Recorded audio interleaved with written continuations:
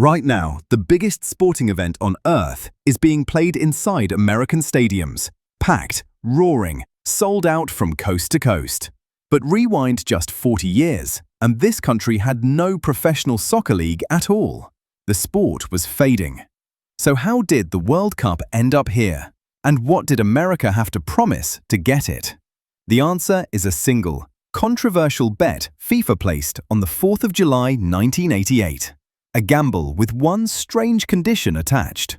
Everything you're watching in 2026 is the payoff of a chain that started that day. So let's rewind.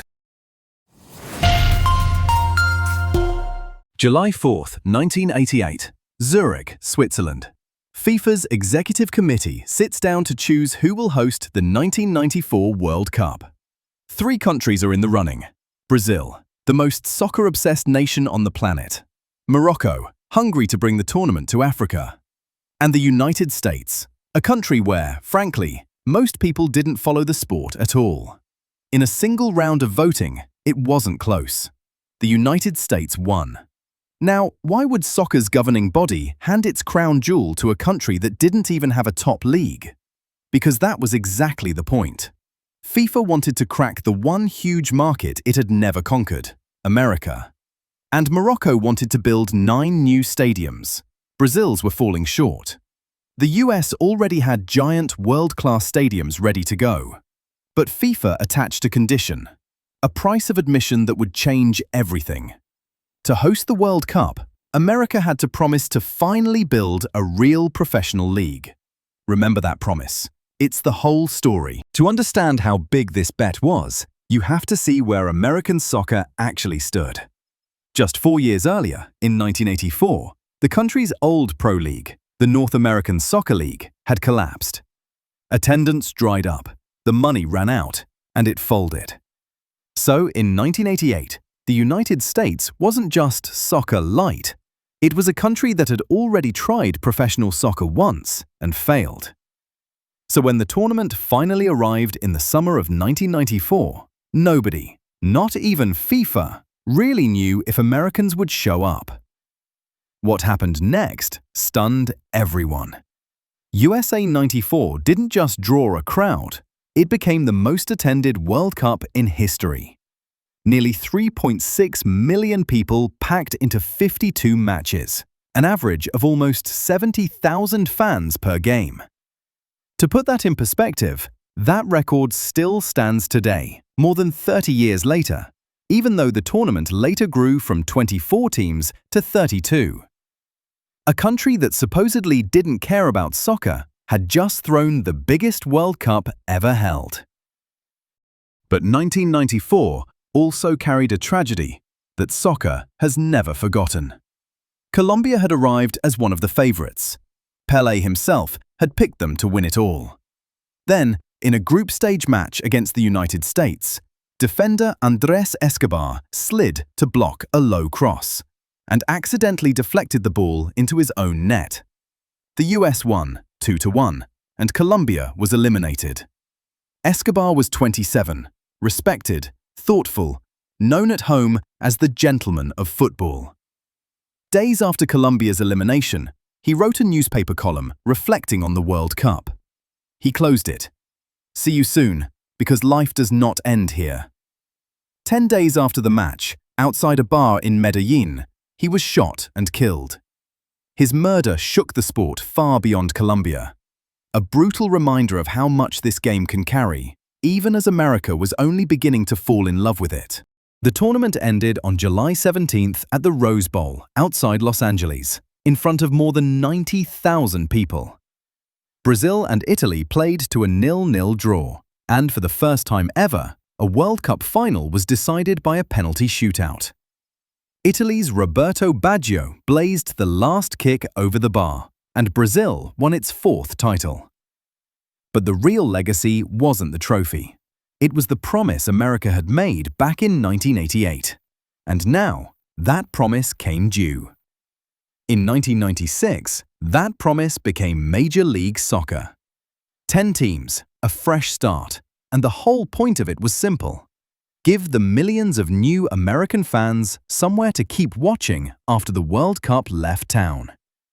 This was the condition FIFA had demanded, finally delivered.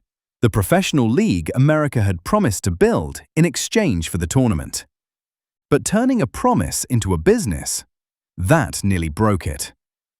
Here's the part almost nobody talks about.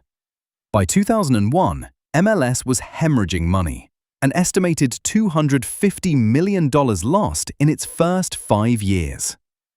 In November of that year, on a league conference call, the owners actually voted to shut the whole thing down. For a moment, Major League Soccer was finished. It was one man, sports pioneer Lamar Hunt, who got on the phone over the next 48 hours and convinced the owners to give it one more year. The league quietly cut 2 teams and survived by a thread. While the men's league was fighting to stay alive, something bigger was happening off to the side. In 1999, the US women's national team hosted and won the Women's World Cup in front of more than 90,000 fans at that same Rose Bowl. Brandi Chastain's winning penalty became one of the most famous images in sports. At its peak, an estimated 40 million Americans tuned in. And a generation of kids, boys and girls, decided soccer was their game. That's the quiet engine of this whole story. Youth soccer exploded. Millions of American kids grew up playing, watching, and, for the first time, having a domestic league of their own to root for. Soccer stopped being a foreign curiosity and became a normal American childhood. Those kids became the ticket buyers, the season ticket holders, and the reason the market kept growing. Fast forward to today. That fragile 10-team league that nearly died, it's now 30 clubs, worth a combined $23 billion.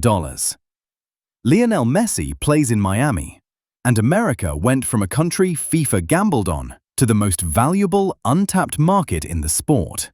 So valuable that in 2018, FIFA didn't just invite the US back, it gave it the biggest World Cup ever planned. On June 13, 2018, in Moscow, the United bid, the US with Canada and Mexico, won the right to host 2026 by a landslide, 134 votes to 65. 30 years after the gamble, the vote wasn't even close. This time, everyone knew America would show up. Which brings us back to that roaring, sold-out stadium we started with. Right now, in the summer of 2026, the World Cup is on American soil, and the country is watching in numbers no one in 1988 could have imagined. The US team's win in the round of 32 drew 24 million viewers, the most watched English-language soccer broadcast in American history. The final is set for July 19th at MetLife Stadium, just outside New York, and it all traces back to one decision. A gamble FIFA made on the 4th of July 1988, with one condition attached. Build a league. America did. It nearly died. It was saved by a phone call. It was carried by a generation of kids and a team of women who refused to lose. 38 years later, that gamble is the reason the world came here. So when you watch that World Cup final, remember, you're not watching a beginning. You're watching a bet placed 38 years ago, finally paying off in full. The only question left is what this tournament plants for the next generation. If you like seeing how one decision quietly shapes the world you live in, subscribe and we'll trace what led here next.